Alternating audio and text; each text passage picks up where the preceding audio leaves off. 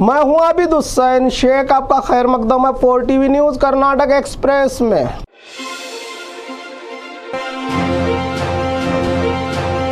लिंगायतों से माफी मांगने पर वी सोमन्ना का सिद्धरामैया पर पलटवार। पूर्व सीएम सिद्धरामैया लिंगायतों के वोटरों पर विवादित बयान के चलते काफी विरोध के बाद आखिरकार लिंगायतों से माफी मांगी है। सिद्धरामैया ने इस पर पलटवार करते हुए फटा हुआ दही कभी भी अच्छा नहीं होता। चुनाव के दौरान पूर्व सीएम सिद्धरामैया को अब एहसास हुआ है। सिद्धरामैया चुनाव के दौरान अब बदल गए हैं। चुनाव के बाद सिद्धरामैया फिर वही हो जाएंगे, कहा वी सोमन्ना ने। मल्लिकार्जुन खड़गे को जान से मारने की धमकी पर खड़गे का बयान। हुबली एयरपोर्ट में मल्लिकार्जुन खड़गे ने मीडिया से बात करते हुए कहा कि मुझे और मेरे परिवार को जान से मारने की धमकी के वायरल ऑडियो के बारे में ज़्यादा कुछ नहीं कह सकता। मुझे इस मामले से कोई शिकायत नहीं है। पुलिस अपनी मर्जी से मुकदमा दर्ज करे, कहा मल्लिकार्जुन खड़गे ने। कर्नाटक और यूपी का बहुत पुराना रिश्ता है। अब संबंध याद आए योगी आदित्यनाथ को। उत्तर कर्नाटक के होन्नावर में बीजेपी उम्मीदवार के लिए यूपी के सीएम योगी आदित्यनाथ पहुंचे चुनावी प्रचार को, जिसमें उन्होंने कन्नड़ा में बात करते हुए कर्नाटक की जमीन को कोटि कोटि नमस्कार कहा और कहा कि यूपी और कर्नाटक का बहुत पुराना संबंध है और हम पीएफआई और आईएसआईएस की कमर तोड़ेंगे, कहा सीएम योगी आदित्यनाथ ने। एक ही दिन 4 जिलों में एक साथ आईटी रेड। गुलबर्गा शहर में प्रियंक खड़गे के करीबी अरविंद चौहान के घर और क्रेशर होटल पर आईटी रेड, तो इसी के अलावा हावेरी जिला बैडगी के कांग्रेस उम्मीदवार के घर और ठिकानों पर चन्न बसप्पा के घर आईटी रेड। इसी तरह मंडिया कांग्रेस उम्मीदवार केएम उदय के समर्थक सुरेश बाबू के घर फ्लाइंग स्क्वाड के अधिकारियों ने रेड की। इस रेड के दौरान 2 करोड़ रुपये नकद पाए गए। फिलहाल रकम अधिकारियों ने जब्त कर लिया है और सुरेश बाबू को पुलिस ने गिरफ्तार कर जांच में जुटी है। इसके बाद बागलकोट जिला हुनगुंद के कांग्रेस उम्मीदवार राजू बोरा के घर पर भी आईटी रेड की गई, जो बहुत देर तक छानबीन करते नजर आए आईटी अधिकारी।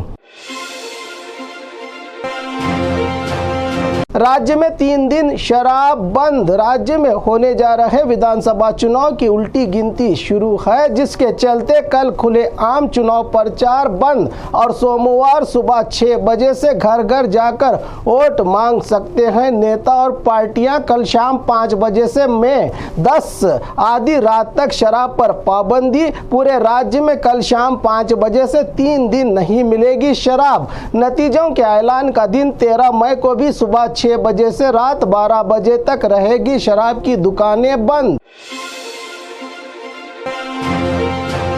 राहुल गांधी की सादगी, स्कूटर पर किया सफर। अक्सर नेता ऐशो आराम के साथ करोड़ों की गाड़ियों में सफर करना आम बात है। बिल्कुल इसके उलट एक डिलीवरी बॉय के साथ स्कूटर पर हेलमेट पहन के राहुल एयरलाइंस होटल से शांग्रीला होटल तक स्कूटर पर सफर करके सबका ध्यान अपनी तरफ आकर्षित किया। राहुल गांधी ने देश की सबसे बड़ी कांग्रेस पार्टी के वरिष्ठ नेता राहुल गांधी ने बिना सुरक्षा के मोटरसाइकिल पर सवारी करके अपनी सादगी के साथ साथ कुछ पल आम जनता के साथ बिताकर आम जनता की जिंदगी जीकर अनोखा संदेश देने की कोशिश की। राहुल गांधी ने यह चुनाव प्रचार का एक अंदाज भी हो सकता है, कांग्रेस का कह रही है जनता।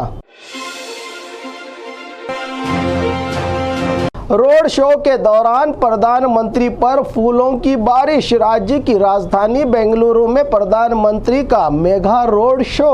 प्रधानमंत्री नरेंद्र मोदी जी ने दूसरे दिन भी बेंगलुरु में करीब 6.5 किलोमीटर का रोड शो कर बीजेपी उम्मीदवारों के लिए प्रचार कार्य किया। विधानसभा चुनाव के मद्देनजर प्रधानमंत्री रविवार आज करीब 1.5 घंटे तक रोड शो में शामिल रहे, जहां पर हजार हजारों इनके अभिमानी और बड़ी संख्या में जनता रास्ते के अगल और बगल में खड़े कार्यकर्ता इन पर फूलों की बारिश की, जो खुले वाहन में जनता को हाथ जोड़ते और हाथ हिलाते नजर आए देश के प्रधानमंत्री मोदी जी।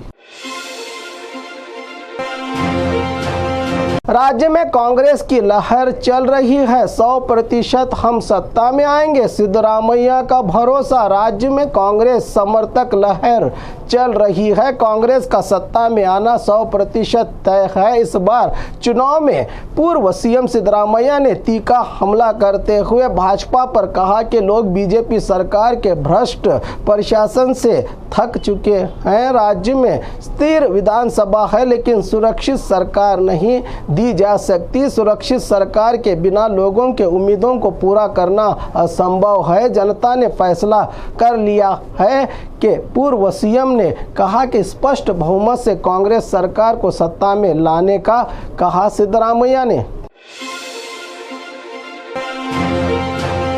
राजनीति शतरंज का बड़ा खेल है, राजनीति शतरंज खेलने की तरह है, यहाँ धोखा देना और ठगने का काम किया जाता है। हमारे अपनों ने मेरे पिता को अकेला छोड़ दिया, मैं गंगावती के लोगों को सलाम करती हूँ जो मेरे पिता को ताकत दे रहे हैं, कहा जनार्दन रेड्डी की बेटी ने। उन्होंने कहा कि हमारे पिता प्रचारक नहीं है, राजनीति सिर्फ प्यार और भरोसे की नहीं होती, उसमें रणनीति और साजिश भी छुपी होती है। सब कुछ नियंत्रण करने वाला बटन हमारा ही होना चाहिए, कहा मतदाताओं को जनार्दन रेड्डी की बेटी ब्रह्मणी ने। जनार्दन रेड्डी के पास ये बटन है, कोई हमारे साथ नहीं आया तो क्या हुआ, हनुमान के भक्त हमारे साथ हैं, हम किसी से नहीं डरते। जनता से अपील की आप सबको जनार्दन रेड्डी को जितवाने के लिए एकजुट होना चाहिए, कहा कोप्पड़ जिला गंगावती के एक सभा के दौरान जनार्दन रेड्डी और उनकी बेटी ने।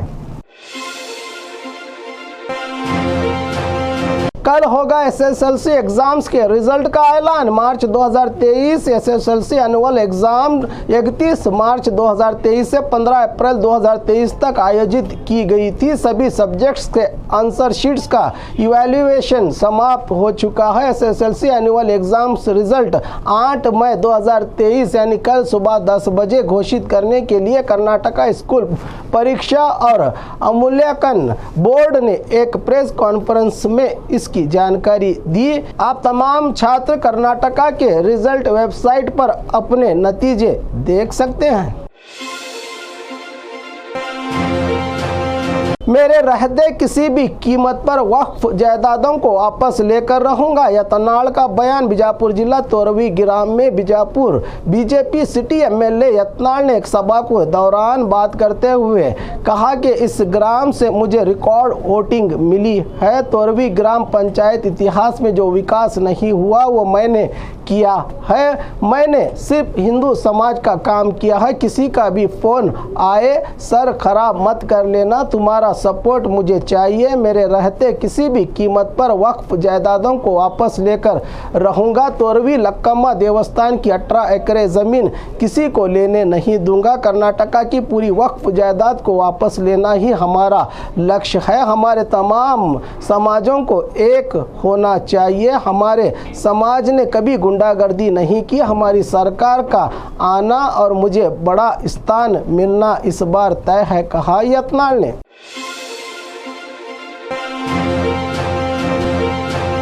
और खबरों के लिए देखते रहिए 4 टीवी न्यूज़ कर्नाटक एक्सप्रेस।